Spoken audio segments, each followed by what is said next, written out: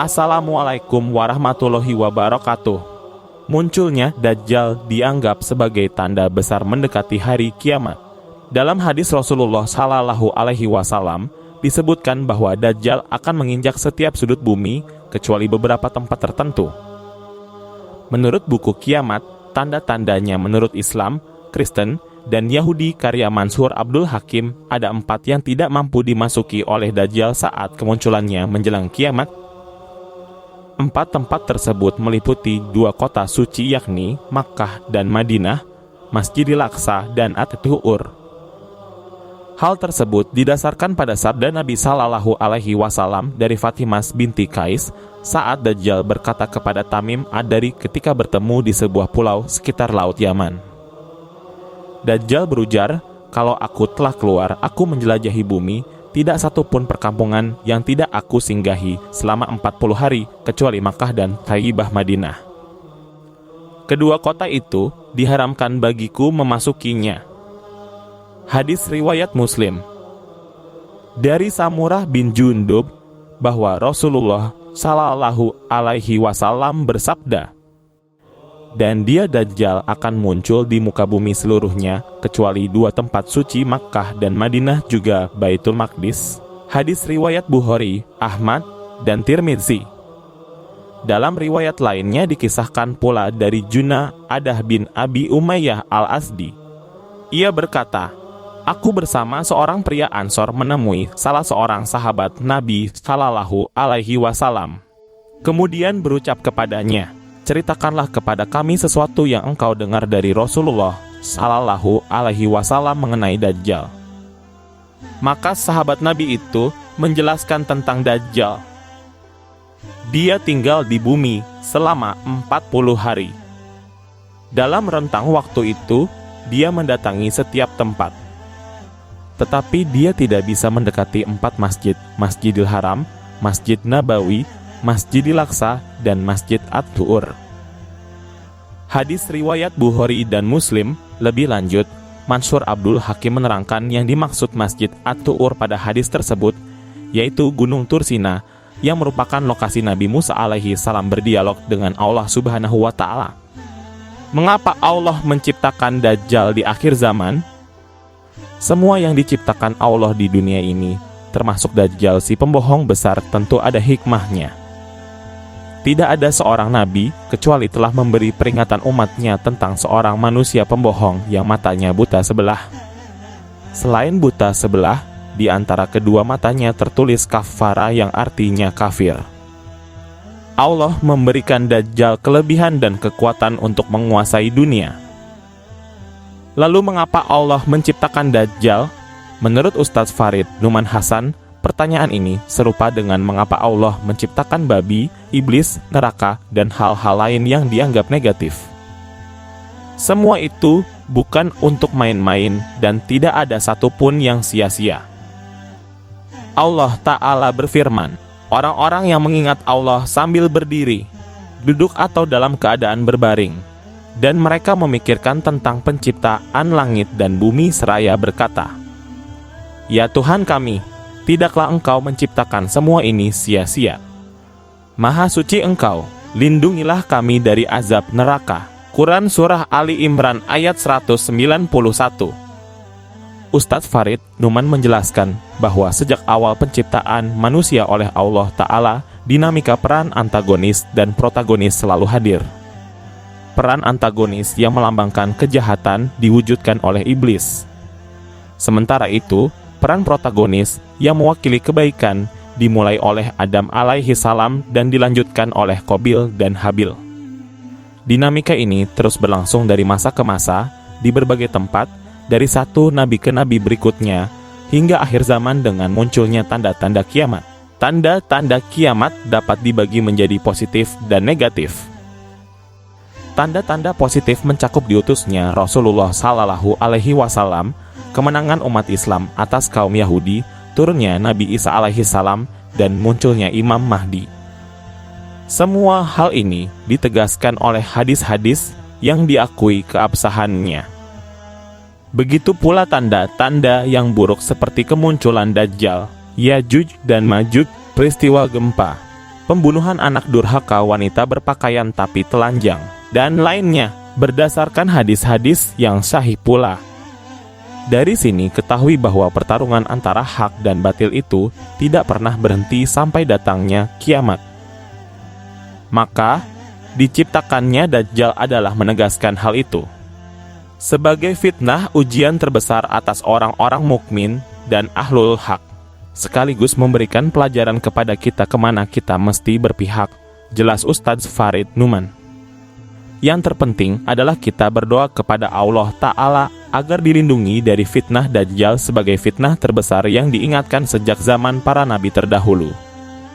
Terbunuhnya Dajjal oleh Nabi Isa. Sebagai umat muslim, kita meyakini bahwa ketika munculnya Dajjal di akhir zaman kelak, dia akan dibunuh oleh Nabi Isa alaihi salam. Mengenai hal ini, Rasulullah telah banyak kabarkan melalui sabdanya. Menukil dari buku Kiamat, tanda-tandanya menurut Islam, Kristen, dan Yahudi oleh Mansur Abdul Hakim, Rasulullah menyebutkan bahwa Dajjal akan mengelilingi seluruh lokasi di muka bumi, kecuali beberapa tempat saja. Dia akan menawarkan kenikmatan kepada manusia yang kala itu tengah ditimpa kesulitan besar, di mana akan terjadi kekeringan, kekurangan makanan, dan sebagainya. Sehingga Dajjal muncul dan datang untuk memberi kesenangan yang semu dan penuh tipu. Kemudian, banyak dari mereka yang iman dan takwanya lemah akan tergiur oleh Dajjal serta menjadi pengikutnya. Peperangan antara kaum muslim yang dipimpin oleh Imam Mahdi dan Dajjal beserta pasukannya akan meletus.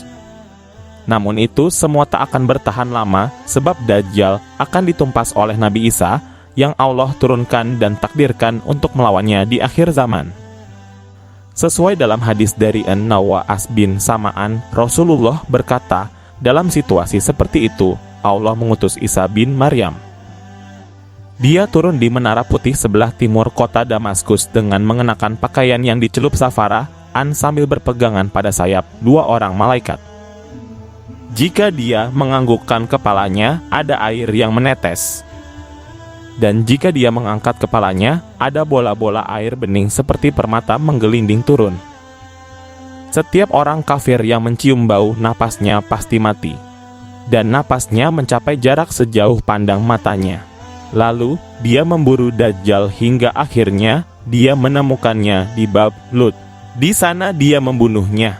Lalu Isa bin Maryam mendatangi sekelompok kaum yang telah dilindungi Allah.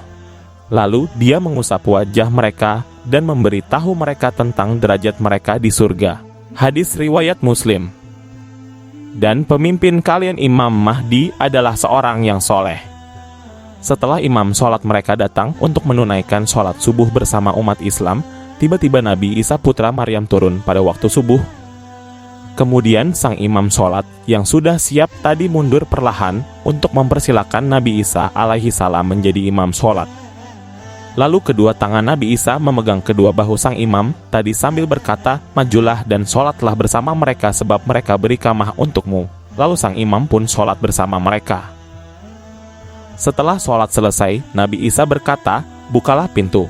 Pintu pun dibuka dan di balik pintu ada Dajjal bersama 70.000 orang Yahudi, semuanya menghunus pedang.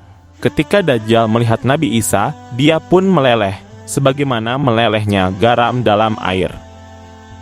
Ia pun lari, tetapi terkejar ketika sampai di pintu sebelah timur. Ia pun dibunuhnya oleh Isa alaihi salam. Lalu Allah berkenan untuk menghancurkan orang-orang Yahudi, maka tak satu pun dari seluruh makhluk Allah yang tidak bisa memberitahu tentang keberadaan orang-orang Yahudi karena Allah telah membuat mereka mampu berbicara. Baik batu pepohonan, tembok pembatas maupun binatang melata, kecuali Gharkat, nama pohon orang Yahudi yang memang tidak mampu berbicara sebab ia termasuk pohon orang-orang Yahudi. Semua makhluk Allah tadi akan mampu mengatakan, wahai hamba Allah. Di sini ada orang Yahudi, bunuhlah. Hadis riwayat Ibnu Majah, Ibnu Huzaimah, dan Hakim. Dalam riwayat lain dari Ibnu Asakir yang dikutip dari buku Kiamat tanda-tandanya menurut Islam, Kristen, dan Yahudi, Rasulullah juga bersabda, ketika malam yang gelap menyelimuti bumi, kaum mukminin saling berkata satu sama lain, Apalagi yang kalian tunggu untuk menyusul saudara-saudara kalian ke keridaan Allah? Siapapun yang mempunyai kelebihan makanan hendaknya memberikannya kepada saudaranya. Sholatlah hingga fajar terbit, lalu segera tunaikan sholat subuh. Setelah itu, serbulah musuh kalian, raih mati syahid atau kemenangan. Lalu datanglah malam yang pekat, sehingga seseorang tidak dapat melihat tangannya sendiri. Saat itulah Nabi Isa bin Maryam turun. Ketika tiba-tiba muncul seorang lelaki berbaju besi, orang-orang bertanya, "Siapa kamu?" Dia menjawab, "Aku adalah hamba Allah dan kalimahnya, Isa putra Maryam." Isa alaihissalam lalu menyeru kaum muslimin, "Wahai manusia, apa yang menghalangi kalian untuk keluar menyerbu si pendusta jahat itu?" Orang-orang berkata, "Ini adalah jin." Mereka pun berlarian. Ternyata mereka berhadapan dengan Isa bin Maryam. Kemudian ketika sholat dilaksanakan, Isa alaihissalam diminta menjadi imam, tapi dia berkata, "Biar imam kalian saja yang maju dan mengimami kalian." Setelah melaksanakan sholat subuh, kaum muslimin menyerbu Dajjal. Melihat itu, si pendusta terbesar ini mencair seperti garam yang larut di dalam air. Isa bin Maryam mengejarnya lalu membunuhnya. Bahkan pohon dan bebatuan pun memanggil-manggil, "Wahai ruh Allah." Ini ada perang Yahudi bersembunyi di sini. Tidak ada seorang pun yang dahulu mengikuti Dajjal yang tidak dibunuh oleh Isa alaihissalam. Hadis riwayat Ahmad, hadits sahih.